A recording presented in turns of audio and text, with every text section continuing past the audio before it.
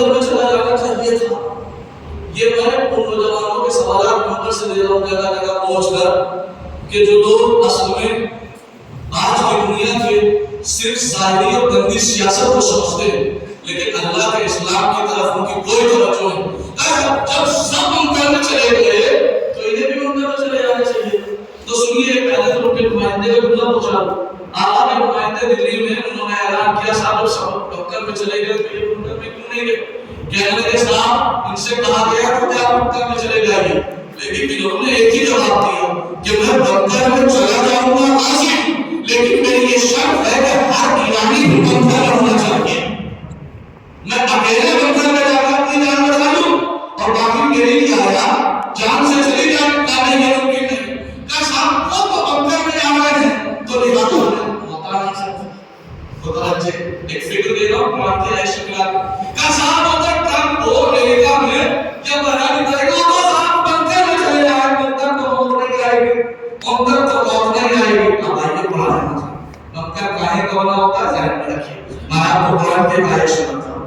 قرآن مجید سورۃ مائدہ النساء ارشاد ہوتا ہے بسم اللہ الرحمن الرحیم اینما تکونوا. جیسے میں سوال سنا فوراً آیت کے ذہن میں آگے تمام کرنا شروع کیا. متوجہ اینما تکونوا یدرککم الموت ولو کنتم فی بروج مشیدہ. قرآن نے کہا اینما تکونوا یدرککم الموت. تم کہیں بھی چلے جانا کہیں بھی موت تمہیں پکڑ لے گی.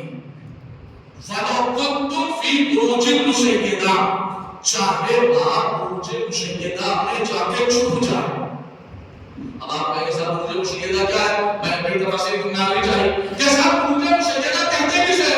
اللہ نے کہہ دیا کہیں بھی چلے جانا موت آ جائے گی. چاہے بروج مشیدہ میں جا کے چھپ جانا. اب میں نے بروج مشیدہ دیکھا تو میں بروج مشیدہ اس مضبوط قلعے کو کہا جاتا ہے کہ جس کو بنانے میں جس کی تعمیر میں لوہے کا استعمال کیا جاتا ہو جس کی تعمیر میں لوہے کا استعمال کیا جاتا ہو جس کی تعمیر میں بتائیے 1400 سال پہلے کون سے گھروں کو بنانے کے لیے لوہے کا استعمال کیا جاتا تھا. کوئی بھی لوہا استعمال نہیں کرتا تھا. جب لوہا استعمال ہی نہیں ہوتا تھا تو میرے اللہ یہ بروج مشیدہ کہنے کی ضرورت نہ تھی کہ یہی تو ہمیں دنیا والوں کو بتانا ہے. اللہ جانتا تھا کہ ایک زمانہ ایسا آئے گا کہ جب لوہے کے نیچے لوگ جائیں گے اور جانے کے بعد اپنے آپ کو محفوظ سمجھیں گے کہ کچھ بھی ہو جائے ہمیں موت نہیں آ سکتی. اللہ نے 1400 سال پہلے بتا دیا چاہے لوہے کے بنے ہوئے گھر میں جانا یا بنکر کے نیچے چلے جانا جس دن اللہ چاہے گا موت آ جائے گی. یہ ہے قرآن مجید. صلوات پڑھے تو محمد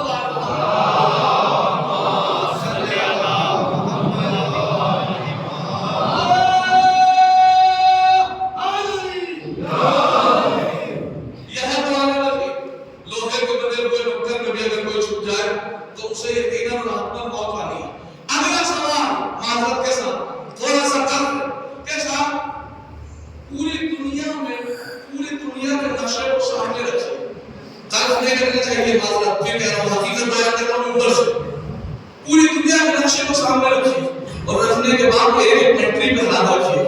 ایران میں کسے مارا جا رہا ہے؟ شیعوں. سیریا میں کسے مارا جا رہا ہے؟ شیعوں. لبنان میں کسے مارا جا رہا ہے؟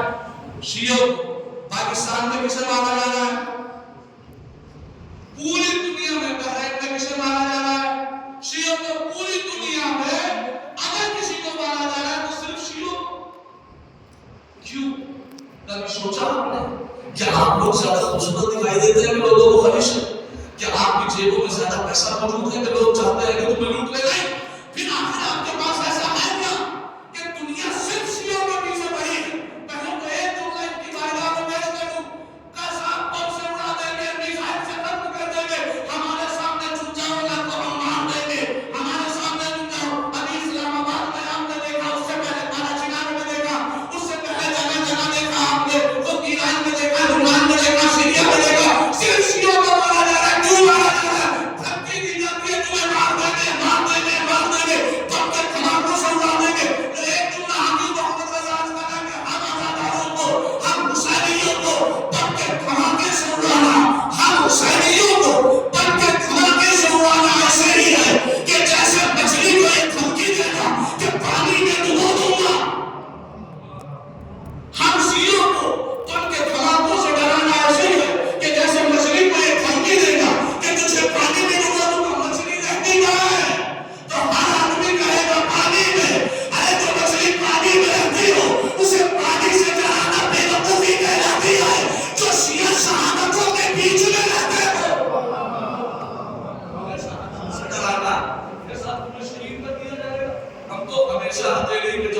نکلتے ہیں. اب سوال کہ چاروں طرف سے صرف شیعوں ہی کو کیوں مارا جا رہا ہے؟ آخر آپ کے پاس ایسی ہے کیا چیز؟ تو یاد رکھیے میں پوری ذمہ داری سے کہہ رہا ہوں کہ صاحب صرف دو چیزیں آپ کے پاس ایسی ہیں، صرف دو چیز کہ دشمن کو تو برداشت نہیں. اگر آپ کے پاس وہ دو چیز نہ ہوتی تو پھر آپ کو بھی نہ مارا جاتا، پھر آپ بھی سب کی طرح ہوتے. ہے کیا دو چیز کہ جو پوری دنیا یہ چاہتی ہے کہ ان سے یہ چیز کیا تو چھین لی جائے یا انہیں مار دیا جائے؟ ان دو چیز کی وجہ سے شیعت باقی ہے کیا؟